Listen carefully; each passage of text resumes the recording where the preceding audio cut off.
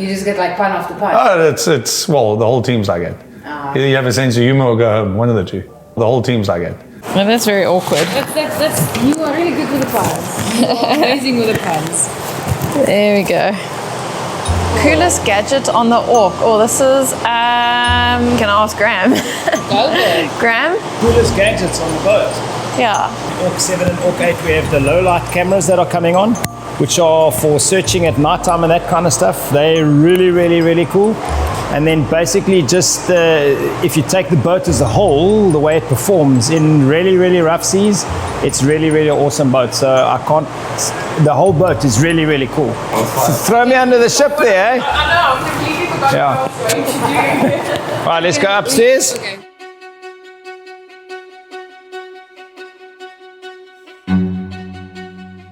It's going to sound wrong.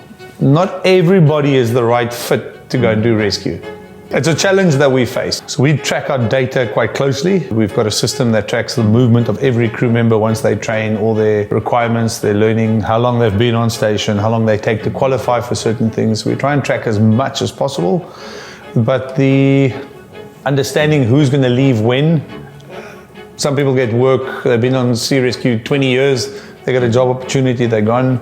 Other people we think are not going to survive and they're still here 30 years later. So it's crew development is always on the highest priority for us, because if that stops and all of a sudden 3 or 4 people leave at the same time, which is generally unplanned, then we sit with a very expensive boat that can't go anywhere.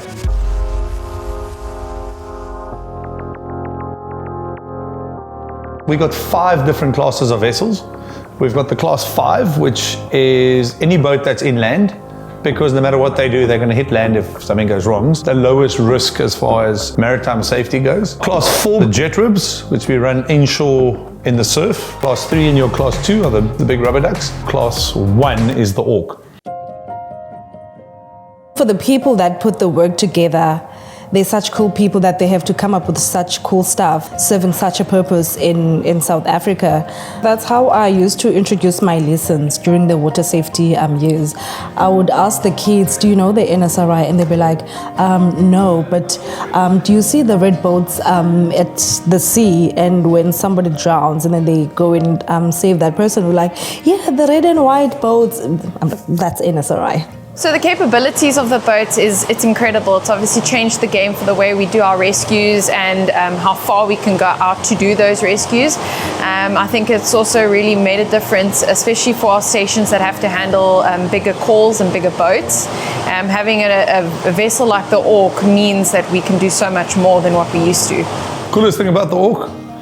One. I would probably say it's the navigation systems. Not navigation systems, we already had the answer. Navigation system is very cool. If you look at the upgrades of where we've come from, the coolest thing about the Orc, just how big it is, the power, obviously the beak, that the way it cuts through the wave compared to our older class vessels, the Rodmans and the Breeds. It's just the way it flows through the water. If you're on the water next to it, you'll see it's quite impressive.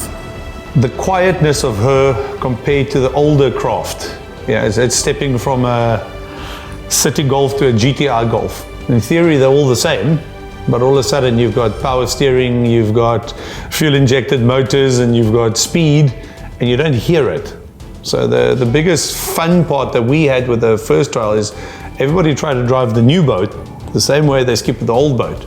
And it was very quickly realized that the speed and the power is very different to what we had in the past. We've moved up in the world. We look for ways in which we can give back, and this is how we give back, is to save people. That's an incredible feat, but it's really about serving your community and just the greater good. We make sure that the pipeline is feeding the next progression coming through. So we're sitting at about 1,400, 1,500 volunteers nationally. Some of the bigger stations are very tight and difficult to actually get in. They're fully booked with crew. Stations like the waterfront, they have a waiting list for people to come in. Other stations, we're struggling to get crew. So we have stations in the country where we don't have enough people. So we go around the country, we host speciality courses. So most of the volunteers, they get their training done on station up to a certain level. So as coxswains, it's basically we call our skippers. got different classes, and their assessments is done by the training team. We have training officers. I'm one of their assistants, so we assist them with courses, and they also look after all the stations operationally. If they need us to do something, we assist with whatever they need. It's a lot of fun, and it's definitely moved in the right direction.